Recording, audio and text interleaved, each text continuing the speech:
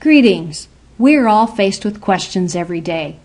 It may be what is the best treatment for a medical condition, or what kind of cell phone or car should I buy, or even questions related to researching a paper for speech or a class. So you search for information to answer your questions. And you don't want it to be just any kind of information. You want the information you access to be accurate and reliable. You want quality information. The CRAP test is an easy way to evaluate information, and CRAP is an acronym, so each letter stands for something. So I'm going to use this test to evaluate the information I find. Is it credible, accurate, reliable information, or is it just a bunch of crap? The first letter stands for currency. And what we're looking at here are publication dates, or when was the information posted on the web? Has it been revised, updated? Let's take a look at number 3. Think about whether the information you are accessing is current enough for the particular topic you're researching. And let's look at an example. I have 2 projects I'm working on. The first one is the Revolutionary War, and I have a book from 1972, a journal article from 1985, and another one from 2010. Would all of these items meet the currency test for my topic? Actually, yes. There could be some new insights on the Revolutionary War in the 2010 article, but the book in the older journal would also meet the currency standard. On the other hand, here's my other topic, first aid. I have a book from 1995, a website with a first aid chart which has not been revised since 2000, and I also have a journal article from 2012. Would these all meet the currency standard? Since health topics are updated all of the time, only the journal article from 2012 would meet the currency standard. With health topics, you generally don't want to go back farther than 5 years, and 3 years is even better. Finally, the statement out the bottom in red is really important. You will not be able to use information without a publication or posting date in your research papers. This is one of the reasons I really like using the databases. Publication dates are very, very easy to find, and you'll find it on everything you access. Often, there's an easy date filter, so you can get just the information you want. I can move the slider right here. I can move this slider over and access just the newer information, or I can go back here and access the older information if that's what's going to work with my particular topic. This can be a real time saver. The R stands for relevance.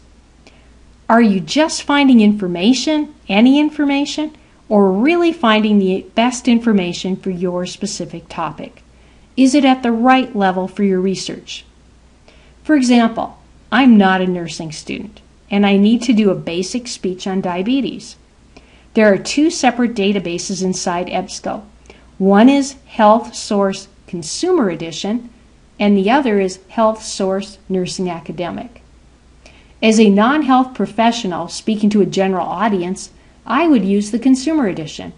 If I was a nursing student working on a paper for class, I would want to access the Nursing Academic Edition. Finally, take a look at number 3. And actually, I think we should add a number 4. Will your instructor be comfortable with you citing Wikipedia as a source for your paper? And I think by now most of you realize your instructor isn't going to be very happy if you cite Wikipedia. That being said, what % of students actually run to Wikipedia when they start researching? If you guess 70%, you're correct. Let's take a look at an alternative that you can cite, and it's called Credo Reference. I really, really like their slogan. Smart research starts here, and this is a place where I start much of my research. It contains encyclopedias, specialized reference books, dictionaries, so this is a great place to get started.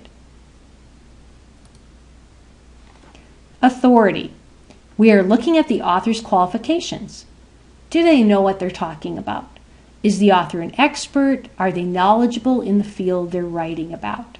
What are their credentials? Okay, let's take a quick look at an example. I Googled Martin Luther King, and I used a librarian trick called phrase searching.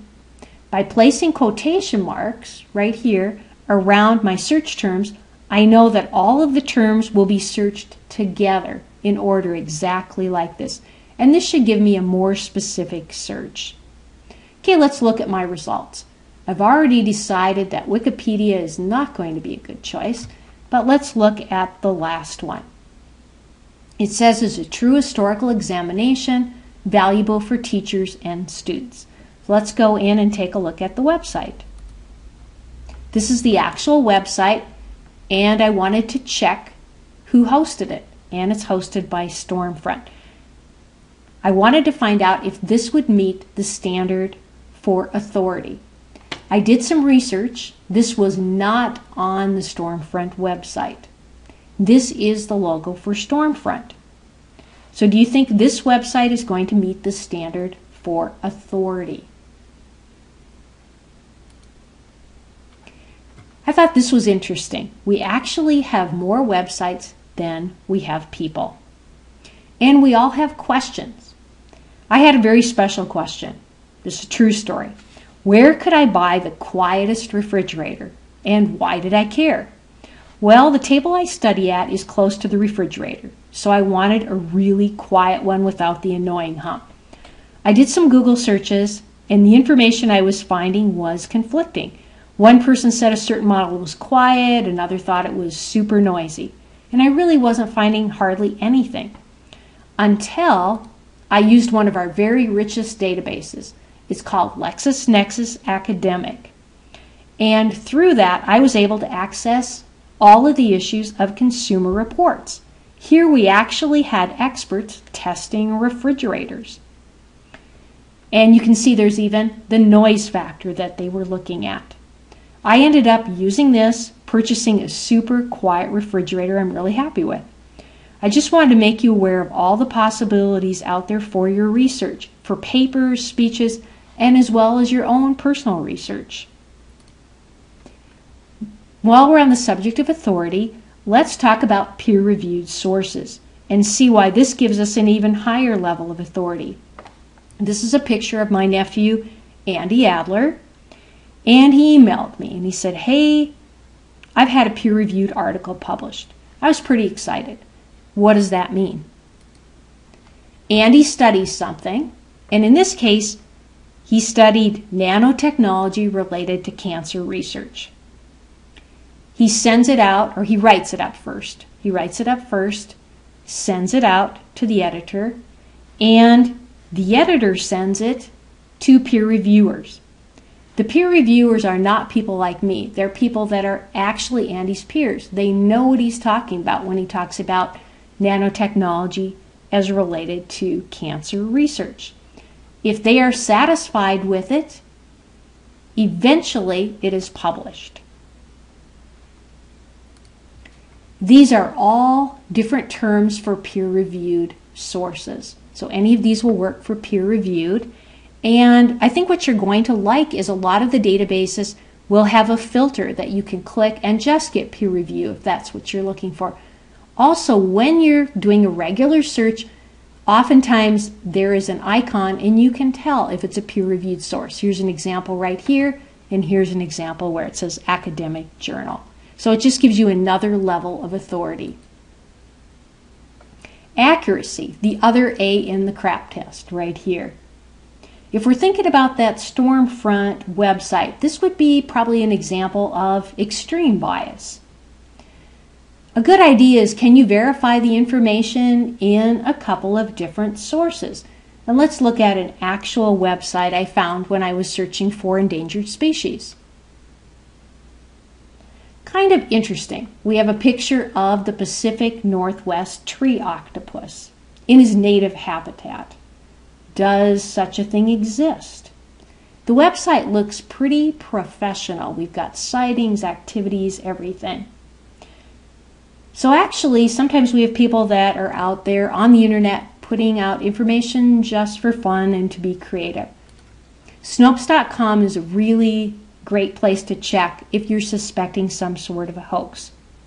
So when you're researching in the databases, you are going to find you're going to meet the authority and accuracy criteria. You will have qualified authors and also fact checkers. Could there be an error? Yes, of course. But your chances of finding quality information go way up. Finally, let's look at purpose. What percent of websites do you think are trying to sell you something?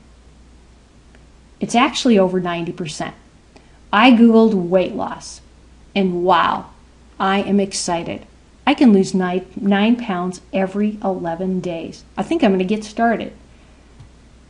It kind of looks like there could be a problem, though. You'll notice that she's saying she's a certified idiot.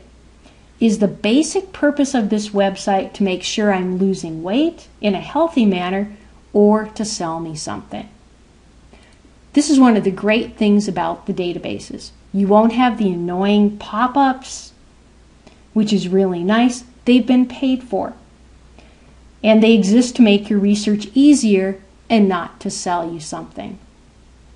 Finally, I just want to remind you, let you know that we are there to help.